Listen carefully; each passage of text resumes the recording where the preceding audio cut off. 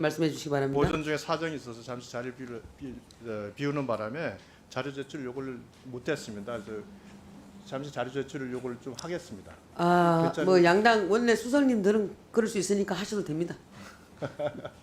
예, 양해해 주셔서 감사합니다. 우리 민주당 의원님들 양해해 주시겠습니까? 좀 미안합니다. 예. 네. 네, 후보자님. 네. 기재부 예산실장까지 하셨으니까 기재부에서 다른 부처에서 예산을 요구할 때 예산을 뭐 1,000억 주십시오 하면 그 1,000억을 달라는 근거를 만들어 주십시오 하고 요구를 하지 않습니까? 자료가 합리적이어서 기재부에서도 서로 논의가 되고 그러죠. 저희가 지금 우리 후보자님 배우자께서 12년간이나 오송에 있는 아주 소규모 의약외품 제조업체에서 소위 그 관리 약사로 근무를 했다고 하시면서 우리가 판단하기에는 또 언론에서도 면허대여의 의혹에 대해서 강하게 제기를 하는데 비상 근무를 했다. 그죠? 비상근직으로 참 근무를 했다고 말씀을 하세요. 그러시면 명의대여는 아니고 비상근 근무라는 말씀을 하신 거예요. 그죠? 그런데 그러면 이 부분에 대해서는 비상근 근무라고 한다면 그럼 내가 배우자가 비상근 근무를 했다고 하는 객관적인 자료를 제시하시는 것이 합리적이지 않겠습니까? 그래야지 그 배우자에 대한 근무, 비상근 근무에 대한 우리의 판단을 할 수가 있지 않습니까? 지금 명의대여냐 비상근 근무냐 하는 논란이 벌어지고 있지 않습니까? 그래서 저희가 뭐 여러 자료를 요청했는데 출근 기록 및 근무 일지 자료, 뭐 제품 제조 일정 및 생산 기록, 통근 자료 뭐 이런 여러 자료를 요청했는데 개인 정보라고 제출할 수 없다고 돼 있습니다. 그러니까 답변이 왔어요.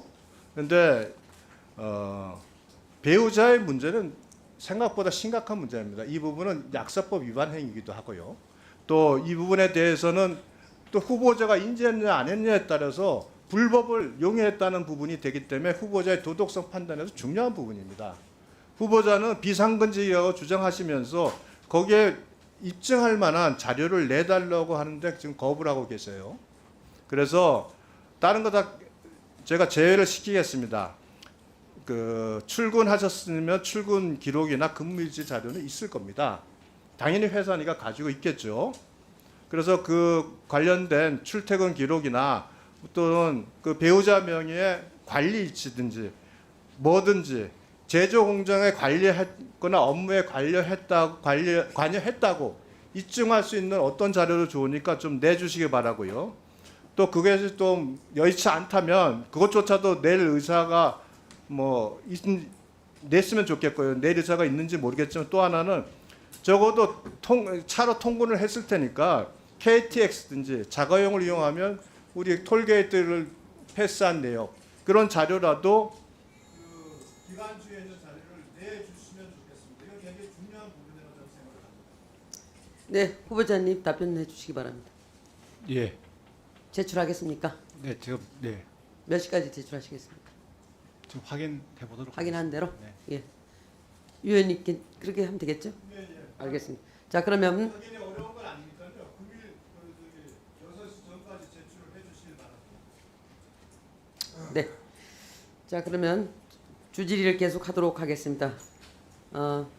국민의힘 유상범 의원님 질의하시기 바랍니다. 네, 후보자님 축하드립니다. 진영 축하드리고 같은 시대 같이 시대를 살아온 사람으로서 뭐 여러 가지 그동안은 기여한 역할 되게 높게 평가를 합니다. 그러나 이제 끝나고 나서 우리 후보자께서 한국방송통신대 석좌 교수직을 재직을 하셨는데 보니까 21개월간 300만 원씩 6,600만 원의 급여를 수료했습니다. 그런데 이 기간 동안 방통대에서는 특강 3회, 회의 1회, 행사 2회 총 6회를 활동을 하셨어요. 이 내용은 맞죠? 아닙니다. 그거 외에도요. 각종 자문한 게 많이 있습니다. 자문하신 게 많이 있습니까? 예, 위원회 참여도 했고요. 예. 석좌 교수인데 뭐 자문을 하실 게 뭐가 있습니까? 아니면 석좌 교수가 그런 자문을 하는 게 주 역할입니다. 네. 석자 교수는 자문을 하는 게 역할입니까? 네. 저도 처음 알았습니다. 네. 교수라는 게 석자 교수라는 게 결국 학생 강의를 위한 강자로서 아닙니다, 교수직으로서 하신 걸 줄 알았더니 그건 아니네요. 석자 교수는 네. 다른 대학도 대부분 학교에 자문해주고 뭐 학교의 어떤 그 발전 방향 이런 쪽에 하는 게 석자 교수들의 대부분. 그래 방통대에서 결국 그러면 이게 모든 지급되는 그 급여는 사실은 이제 국가 세금으로 지급되는 거 아니겠어요? 네. 그래서 방통대에서 이렇게 자문을 이 석자 교수로 재직하신다는 거는 결국 그 회사 학교의 입장에서 보면 그 기재부 2차관 출신의 그 고위직을 모셔왔을 때는 결국 누가 보더라도 이게 정부 예산을 확보하거나 또는 기재부 대상의 협조를 원활하게 하기 위한 것이거나 또는 뭐 대학 재정 사업을 추진하는데 어떤 여러 가지 도움을 받겠다는 의도가 있는 거 아니냐 이런 충분한 의혹이 제기될 수 있다고 생각을 합니다. 뭐 이런 부분에 대해서 뭐 여러 가지 자문을 하셨다고 하니까 구체적으로 그 자문 내용을 내가 확인할 수는 없어도 이게 사기업이면 조금 이해가 돼요. 그런데 사실은 석자 교수라고 하셔서 석자 교수는 자문만 한다 이 설명을 하셨는데 전 아니 의원님 자문만 한 게 강의도 했고요. 그러니까 강의를 했다는 걸 말씀드린 거예요. 예, 강의도 22개월 동안 예. 3회 강의를 하셨어요. 아니 3회 강의가 특강 아니고요. 3회 하셨고요. 아닙니다. 이건 학교에서 자료를 받아서 저희가 확인한 겁니다. 그리고 회의는 1회 하셨고 행사는 2번 있었습니다. 공식적으로. 그 외에 개인적으로 확인되지 않은 내용까지 저희가 뭐 여기서 논의할 수는 없지 않겠습니까? 예, 의원님 제가 좀 답변 드려도 되겠습니까? 이 부분에 대해서는 네. 과연 이 부분이 적절한지에 대한 의문을 제가 말씀을 드리는 거예요. 네. 드리는 거고 네. 사실은 이제 우리 배우자 의혹이 지금 굉장히 많이 제기가 되고 있어요. 이 부분에 대해서 좀 물어보겠습니다. 2004년 성남시 분당구에 살 당시에 이제 무한 소재 농지를 한 300평 사신 게 있어요. 배우자께서 사신 건 내용을 아셨습니까? 그 당시에 그런 내용을 알고 계셨습니까? 제가 그 재산 신고할 때 알았습니다. 뒤늦게 알았습니까? 네. 근데 이게 참 공교로워요. 이게 소위 말하는 1200평의 논을 7차례 쪼개기 매매가 된 사안이고 전형적인 기획 부동산 형태의 거래입니다. 그 당시에 근데 그 무안군 일대에 기업도시 유치에 열풍이 불었어요. 그러면서 이 부분이 나중에 대해서는 기업도시 개발은 자초가 되고 그래서 결국 해당 농지의 가격이 오르지 않고 2016년에 1,000만 원에 매도를 하신 걸로 나왔습니다. 우리 공직자들이 이제 그 배우자들이 참 조심하잖아요. 모든 생활을 조심하고 하는데 이 부분을 보면 사실은 누가 봐도 투기의 형태입니다. 가서 농사 지은 건 아니잖아요. 그죠? 의원님 답변 좀. 예, 말씀하세요. 예, 그 당시에 그 2003년도부터요. 주 5일제가 되면서 도시민의 그 영농 체험, 주말 농당 정으로 인해서 1,000평방미터 미만은 정부가 권장을 했었습니다. 그래서 저희 집 사람이 그 지인이 5명 정도가 같이 투자를 한다 해서 영농 체험을 위해서 왜냐하면 도시에 달았기 때문에 농업이 뭔지 쌀나무라고 얘기하지 않습니까? 저도요.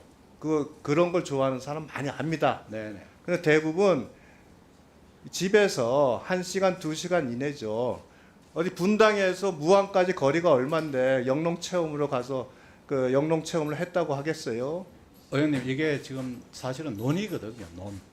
그러니까 농사 지으신 거예요, 그럼? 그러니까 영농 체험이라는 게 모내기 할 때 가서 보기도 하고 도시민들은 이 어떤 경우는 도시면 태어났기 때문에 쌀나무라고 하기도 않습니까? 그래서 자, 좋은데요. 네. 그게 무안군 일대 그 사신 2004년도에 살 때 기업도시 유치 열풍이 불지 않았으면 그 해명이 상당합니다. 그러나 그 시기에 기업도시 유치 열풍이 불어서 정부가 토지거래 허가 구역으로까지 지정한 데예요. 아닙니다. 그 전입니다. 저희들은요. 당시가 그러니까 사고 나서 말이요. 사고 네, 나서 이런 사고 지정이 난 뒤에 됐습니다. 지정이 이게 되었고요. 무슨 말인가 하면 네. 이 부분에 대한 정보를 알고 샀을 가능성이 높다는 의심을 받을 수밖에 없어요. 의원님 그 부분에 대해서는요. 만약에 저희들이 의원님 말씀하신 그런 의도가 있었다면 그 소위 절대 농지를 샀겠습니까? 이거는 절대 농지입니다. 농업진흥지역에 있는 논입니다. 자, 좋아요. 그래서 말씀드리는 거예요. 그러면 그러니까 그 시기가 논이지만 기업도시 유치열풍이 불고 토지거래 그 이후 직후에 토지거래 허가구역이 지정이 됐어요. 이게 무슨 얘기를 하겠어요?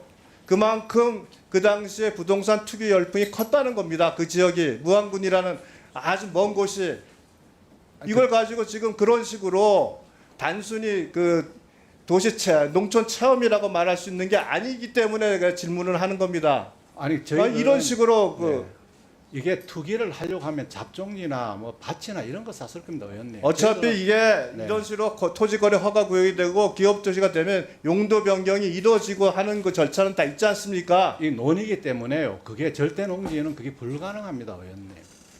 절대 농지 불가능하지 않아요. 농업진흥지역 지금도 원형 그대로 아 보존되고 그러니까 있습니다. 말씀드려요. 당연하죠. 지금이야 도시거래 네. 이게 기업도시가 이 잘못 기업도시 포인트가 됐어요. 당연한 거죠. 그거는. 예, 그래서 의원님 제가 말씀드리면은요, 그때 3천만 원 투자해가 5사람이 하는데 도시에서 자랐기 때문에 집사람이 영농 체험을 하려는 순수한 목적이었고요. 이것도 또 팔 때 1,000만 원을 팔고 그것도 오래전 일입니다. 그게 그리고 논입니다. 논. 저희들이 체험을 예. 다른 데서 할 수 있죠. 아니 근데 가까운 데는 돈이 많이 들어가지 않습니까? 논 체험을 하더라도요. 그래서 의원님 이런 부분은 저희들이 절대로 투기 목적 없었고요. 진짜 3천만 원 투자해가 5사람이 조금씩 하고 그것도 규정을 지킨 거 아닙니까? 그래서 진짜 투기할 생각이 진짜 없어서 그러면 잡종지나 이런 거 샀을 겁니다. 자, 그렇지 않다는 보충기로 거. 들어가겠습니다. 예, 수고하셨습니다.